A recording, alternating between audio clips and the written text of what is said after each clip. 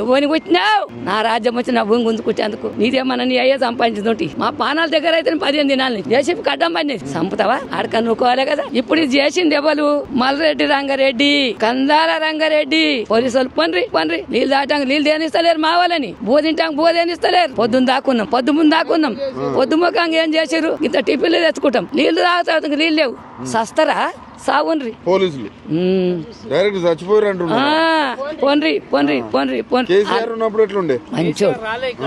ఈడేం చేసిండు? ఆడపిల్లలకు 2,000 ఇస్తా, ముసలోళ్లకు 4,000 పింఛన్లు ఇస్తా. రైతు బంధు గతి లేదు. ఇప్పుడు భూములకు రైతు బంధు లేదు. ఏం చేస్తుండు? ఆడవాళ్ళు తిప్పుతున్నాడు.